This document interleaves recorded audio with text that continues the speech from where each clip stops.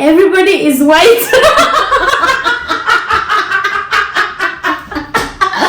I broke up with my ex and then I decided to literally leave the country up and leave. Nairobi, where try dating in Nairobi.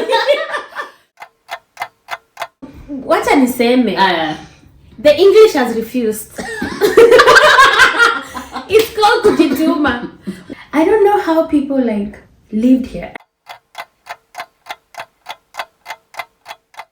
Hi everybody, welcome to my channel. My name is Sharon, and if this is your first time to be here, welcome to Sharon's Cup of Tea. And today we have a very special episode. I have someone who's very special and dear to me. She's a pioneer in her family to be the first person to come to USA from Kenya. That's a big deal, by the way. She's a nurse in a very reputable hospital in the United States. So, without further ado, let's welcome the one and only Jackie to this episode. Thank you so much for having me. My name is Jackie, and I'm a lot of things. But first of all, I'm a mom of almost a 2-year-old kid. He's an amazing, very handsome boy and a cousin to Kalia. Kalia is Sharon's son, almost the same age. I'm also a registered nurse in the United States of America, and I have a public health degree in Kenya, Nairobi.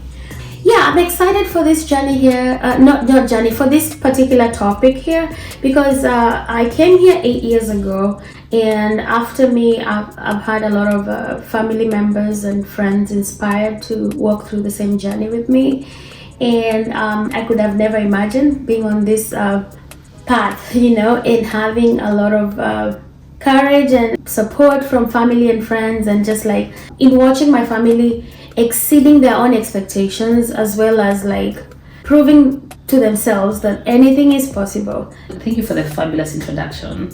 And the purpose of this video is to just create awareness to anybody who's trying to come here about the life that we have here. Mm-hmm. What inspired you to move to the US? Yeah, first of all, thank you so much for having me today. It's my pleasure and I couldn't be more happier than having her as a friend and as a family member.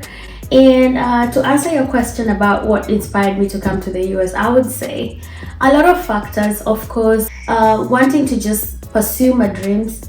I've had a lot of big dreams as a young kid, and also when it comes to dating, I broke up with my ex and then I decided to literally leave the country up and leave, and then I found myself in this country. Don't ask me many questions about that. This is just a funny story, but hell yeah. I mean, apart from just that relationship issues, I wanted to find myself in the world. Mm-hmm. I wanted to travel. I was a world traveler. Mm-hmm. Even before I traveled the world. Mm-hmm. And I think I can see that now. I like that. That's a beautiful answer. Mm-hmm. So relationship.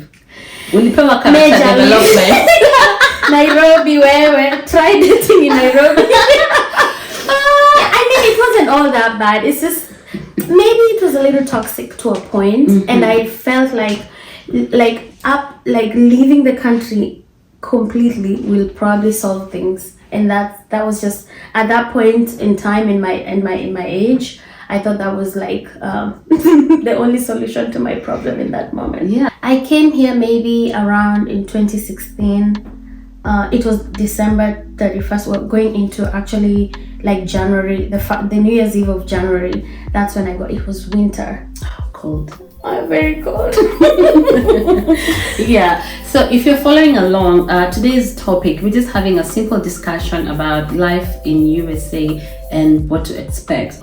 And I want to ask you something. Mm-hmm. When you arrived here, how was your day one? Oh, that's interesting.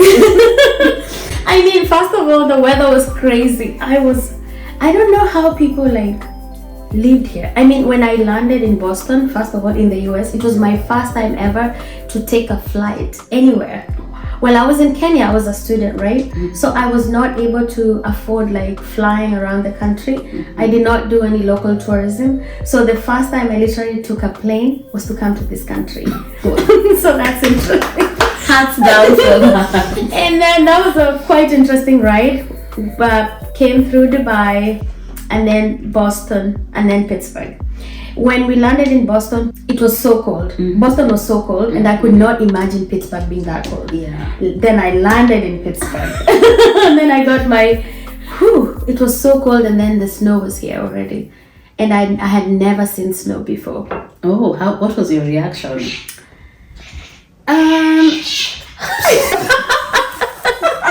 Bloopers. Oh my god, I can't. Thank you for helping.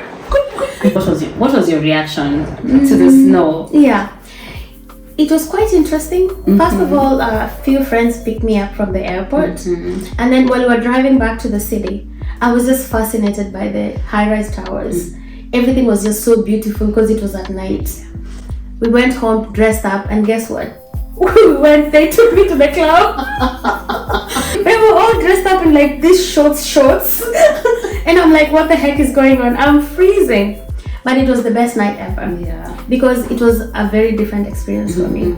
I did not know these people. They embraced me, they loved me, and they just showed me how life is in the US in that moment. But I can assure you it was like an amazing period, I guess. Do you want to give any shout outs to any of those people who welcomed you? Yes, hello. I would give shout outs to Aileen. She was, I came with her brother, and then Clinton was driving the car. Through them, I met like a whole big African community, and I was so like welcomed so much. Clara hosted me too after some time. Clara. Yeah, I know, right? It was a big family. Mike and Marietta, they used to drive me around school. It was so fascinating. I cannot never forget them, for sure. Yeah. That's amazing because I've been here for 5 years now. 5 years, yeah, 5 maybe. But it's amazing that you build such great connections because all those people that you have mentioned. I have a relationship with them. Some of them deep, some of them we just meet and say hi. So I think one thing that stands out is the connection that you build the moment you got here. Would you say that is something important for anybody who's planning to come to the US as a student like you did? Absolutely, because they're your foundation of whatever path you're gonna take. So if you meet people who are not like ambitious or not like what are you saying, the English has refused. It's called Kujituma. When you've arrived here, there's no way anyone can achieve your goals for you. You have Kujituma. Kujituma means like you take yourself. And also with the Ubuntu that we have as a family and friends, it has helped all of us navigate through life in the US because it can be so difficult without your family, your mom. Sometimes you need your mom, sometimes you need your dad, but we lean towards each other for support, emotional, lenient, like just being like there for each other. I mean, for lack of better words, just finding your own family abroad. That's beautiful. So how was your day-to-day life? And was there any culture shock, any language barrier? Yeah, that's a good question. I can say for sure that there is no one who's come from a different country and not experienced like a language barrier. We can be yes. We can be clear on that, right? So yeah, even though we speak Swahili and fluent English, like in Kenya, whenever you get here, it's quite different. Did you notice that? Yes. Yeah, so there were some words that were pronounced so differently. Like for instance, let's say water. What is water? Can I have some water, please? No, it's actually water. Yes, right? It's water. And people would not understand that. Yes. Can I tell you another joke? Please. Okay, now that I'm a nurse, listen what I used to say. I'm an ass. And people used to say, what, you're a nurse? I'm like, yeah, I'm a nurse. I'm going to nursing school. A nursing school. Oh my gosh. Yeah, but then in America, you have to pronounce it as a nurse. Yeah, they are. Yeah. So now I've learned, of course, about that. And then the weirdest thing was that when it was cold in winter, everybody was drinking cold iced water. Yeah, I could never get that. Me too. To date, I cannot. But listen, I'm a member now. I have to put ice in my water. It doesn't matter if it's summer or winter. I just have to put ice in it. Oh, that's amazing. It tastes so much better. I can. I'm still struggling. The funny thing, maybe I don't know if this goes to culture shock or what. Not even culture shock. Maybe health wise. When I came here, my teeth were good. I never had to go to the dentist when I was in Kenya. But at some point, I worked in a restaurant. I used to make the candied nuts. So because of eating too much candied nuts and whatever, I ended up getting a root canal, which I paid out of cash because Out of pocket. It's 2 a.m. in the morning. I ended up paying out of pocket because it was my insurance did not cover for such things. And that's the other thing about America. Were you shocked the first time you discovered that, like your dental and vision? Yeah, I still do have a lot of dental issues right now. And guess what I'm planning? I'm planning on visiting my old dentist that I used to see in Kenya, so they can fix my teeth for me at half the price. I mean, with the flight expense and even the lodging in Kenya and the food and visiting family and buying gifts, it's not equating to the amount of money that I have to pay when I'm here. That's another thing. Healthcare. Yeah, it's so expensive. I mean, if you're self-employed, your insurance is also very expensive, like we do. My family, like my husband, me, and the baby. So let's go to something else.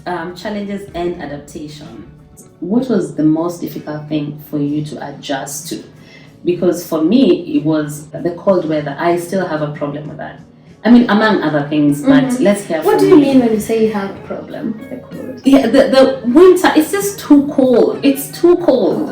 Do you get anxiety? I'm more sad during winter. I don't want to self-diagnose myself. No, but you can in this. So, but during winter time, I find like I'm not productive. I don't want to do anything. You don't want to leave stay the house? inside. Yes, I don't want to leave the house. And the only thing for me that makes winter bearable is the thought of Christmas. The snow is beautiful. And it's our birthday. And my birthday and your birthday are like, the same week. Yes, the same week. So those are the things that bring me joy during winter. So I don't know about you. What was some of the things that was difficult to adapt to?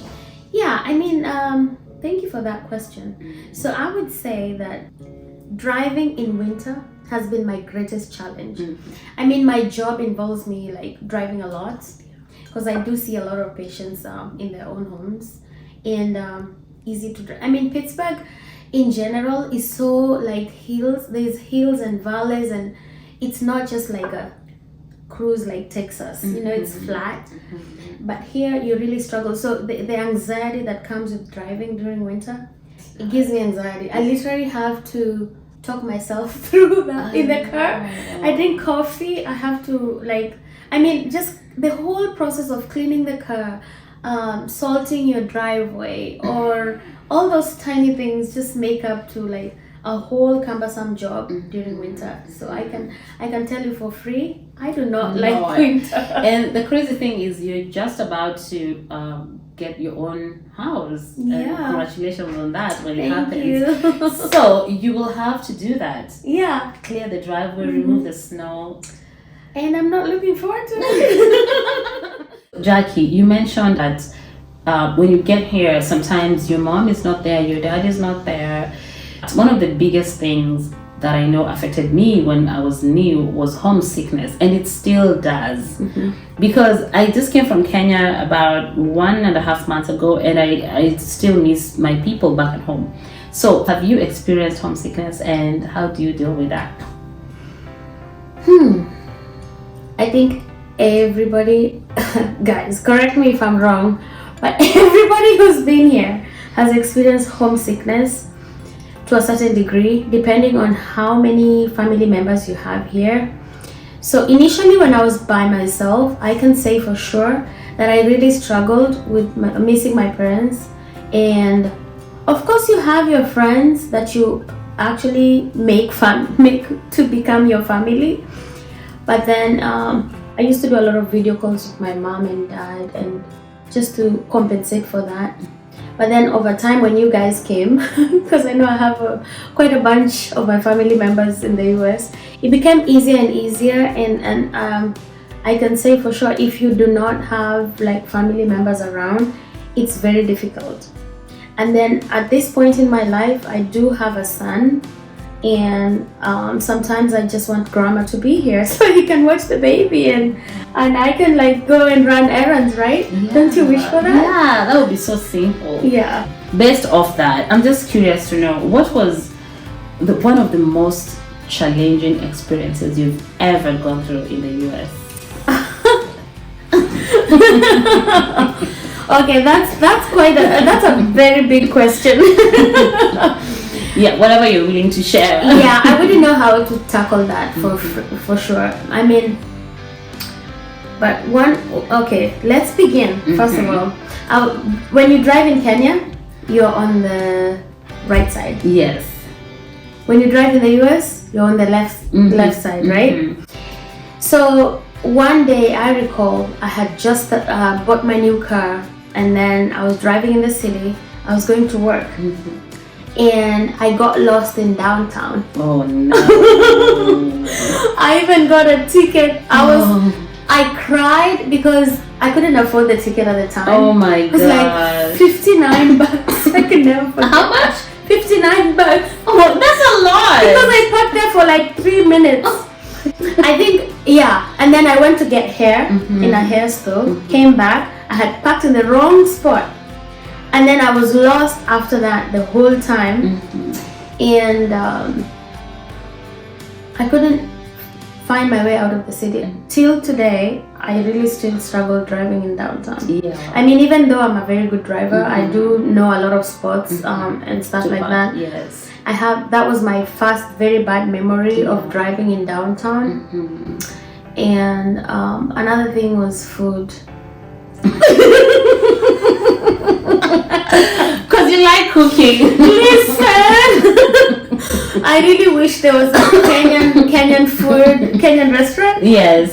I mean, we've been telling you, you should probably start one. No, hell no. No, I'm not going to the kitchen. That's a lot of work. But I struggled with food. Yeah. I mean, back home you just eat anything and you just stay skinny. That's true. Here you eat food and you're just gonna be so big. It's like your body just inflames. Inflates and inflames too. Inflammation. And inflation. There's inflammation and inflation. Everything. Oh man. So of course food, and then the driving, and then number 3 was just seeing everybody is white. Back in Kenya, we're all black. You can't attack me.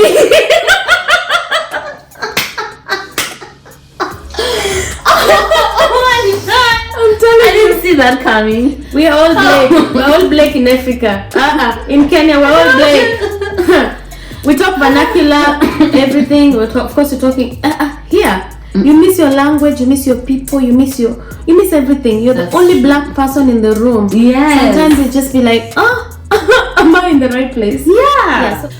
Yesterday we went to when we took the baby for a trial daycare. We went to a local restaurant just around where the daycare is, and we walked in, and I was the only person who looked like me. In the beginning, actually, I didn't think about it. I was not aware of it. But living in the US, there's a lot of discussions that come up that we normally don't have those discussions back at home. So over time, you start becoming aware of your surrounding, who is around you, and sometimes it's very off-putting. And even the gym, you go there and you're the only person who looks like it. So I mean, there's a lot of valuable lessons you can learn when you move to a new country. And one thing that I have picked up along the way is just the joy of adventure. Now, what about you? Do you have any travel destinations that you really had a good time, or do you even like traveling in the first place? Yeah, I actually do love traveling. I mean, most of the traveling I've done with my friends, and the one that really caught my eye was Cancun in Mexico. The most amazing destination, fully paid for. I mean, whenever you pay for your flight, everything is included in it, Wow. including like the whole stay, the food, drinks, even sometimes the taxi I think is included in it, depending on how you pay. And then I also went to Dominican Republic. Loved it. Listen, I was like, oh my god, I wish I came here. It's like heaven on earth. And then Canada, my best friend lives in Canada, so I've been there quite a couple of times. And then recently, just my sister moved to Canada, and I mean, I've traveled quite a bit. Apart from the local tourism in the US itself, I've been blessed to actually travel around a little bit. Yeah, but I wish to travel some more. You know, we have to give someone special a shout out. Yeah. Yes, Lorna. I don't know anyone who loves wine professionally. Like Lorna, oh my, she knows her wine. Listen, and the regions and the geographical regions is just so difficult. But if you are a wine person and you think you will like engaging in some wine content, sit with Lonzi. She has the most amazing wine content you can ever find out there. Yeah. Have you encountered any unique professional opportunities? Something that blew your mind and you're like, wow, I'm so glad I'm here because I got this opportunity versus before you came here? Listen. I don't know, my mind just spiraled when she asked that question. You don't need to pay anyone to get a job. Your credentials just do it for you. Yes. Yeah, you don't need back doors or inner doors or middle doors, up doors, down doors, whatever doors. You don't need any doors. You just need your credentials, and then you get a job. Back home, guess what? Back doors, whatever, money. And I cannot even articulate in better words. Because most of the time, whenever you meet Africans in the US, everybody seems to be so independent. Like magically, people are just like so self-sufficient. I had my Bachelor's of Science in Public Health in Kenya. I really struggled getting a job. After the 1 year that I finished in the county, I was just like desperately looking for something. And when I came here, I literally had to start over. And then the opportunities in America, infinity. That's right. It's a lack of a better word. You can do whatever the hell you want to do. You can be a chef. You can be a designer. Anything you've wanted to do and make money out of it. There's no limits. There's no restrictions. I feel like you can be whatever you want to do. Yes. Maybe not to paint a very rosy picture, like, oh, it's all roses and whatever, because every rose has a thorn. What are some of the challenges you've encountered at work? Let's not even start at work. First of all, finding work. As an international student, of course, that was a little bit tricky. I mean, you needed to be in school full time, and also like you get a reality check that you have to pay your bills or your car payment. Reality kicks in, and you could work 24 hours a day if you could, right? That's true. Yeah, so most of my peers and myself, while we were in college, we worked so hard all the time. Everybody was like, it was just, nobody had a life. We literally just met at home, we're changing clothes, just looking at each other like, hi, you're roommates, but you're never home at the same time, or even ever home at any point, because you needed to graduate or pay your tuition or pay your bills. And also sometimes there's black tax where your parents are waiting for you to send money back And your siblings. and your siblings. Oh man. Yeah, so that was a lot. Yeah. So that was very challenging. But then the fruits of our labors are this. So you graduate, and then all of a sudden things just like work out for you. Yeah, it gets easier. It gets easier. Yes, Yeah. Surely the first few years are difficult, but it gets easier. It does get easy for sure. Yeah. Jackie, would you consider moving to another country and starting over like you did here? Hell to the no.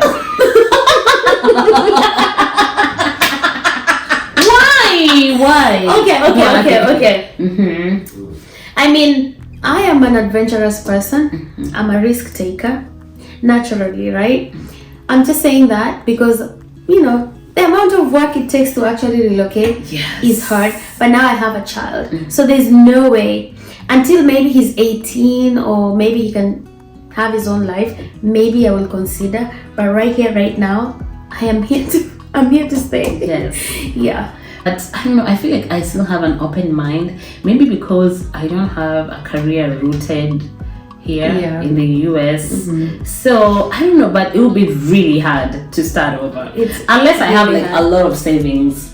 Yeah, see? Yeah. But then you have to plan ahead, right? Yeah, you have to. So when you plan ahead, it becomes very simple. Yeah. But starting over is not easy. But once you settle, you got it. And a lot of people in America live in the future by planning ahead, right? So how do you see your life evolving in the next few years? Good question, right? So I haven't like put anything in place yet, but I'm thinking like business opportunities are opening up, and also like retiring in my country, because one thing I've noticed in this country, second would be like expounding my knowledge base. It doesn't mean that because now I'm like where I am, like I want to settle here. I want to like expound my knowledge base, learn about a lot of cultures and things, and travel. I want to do that. I would love to retire back home. Yeah. I mean, it's really beautiful. And if you want to see more videos about Kenya, I have them in this channel. Absolutely. It's a very beautiful country. Very beautiful. Very lovely people. Yeah. You know what I would love to do? This is crazy. Tell me. I would love to have a tour and travel company in Kenya. Oh no, that's really know where good. to start, though. No, you have the dream, then you will figure out the dream. Okay. For now, you have the dream. That's all that matters. Yes. I would love that. I would love, because I love selling, not selling, but talking about where I come from. Selling sunsets. So you could be selling sunsets, Sharon, in your business tours and whatever. Selling sunsets, right? Yeah. Oh, I love that. And lastly, this is the last thing we're going to talk about. The thing that I miss the most about back home in Kenya, is food. A tangible physical thing that I miss is the food. Jackie, what did you miss the most? Why would you be copying my answer? There's nothing I can. Listen, you eat that food, you don't get big. Oh, I know. A lot of the food doesn't have preservatives, because you just get it from the local farmers. Yeah. I mean, before I came here, trust me on this, I've never had lunch meat. Oh yeah, me too. Turkey or chicken or whatever lunch meat. Me too. I never had lunch meat. Yeah, I just had lunch meat for lunch today. Oh, how was it? Brad made it, so it was good because he made it. Yeah, but listen, I have never seen lunch meat myself. Listen, another thing is desserts. We have so many kids. Why would my mom be buying dessert instead of buying like corn flour for us to eat ugali? Or even wheat flour for you to make pancakes. Pancakes, yeah. We would do pancakes rather than cake. Yeah. We've come to a wrap, and we just want to say thank you so much for following us on this journey and giving your perspective on life in the United States as an international student, or if you're coming in as an expat. Would love to have you chat with us in the comment section and ask us questions, and I'll be sure to respond to every single one of your questions. And Jackie, it was such a pleasure having you, and we hope to see you again here. Thank you. Thank you so much for having me. Any last words to the people? Yeah, I can promise you for sure, brighter things are waiting for you. Ooh, what a way to close. That was a good one.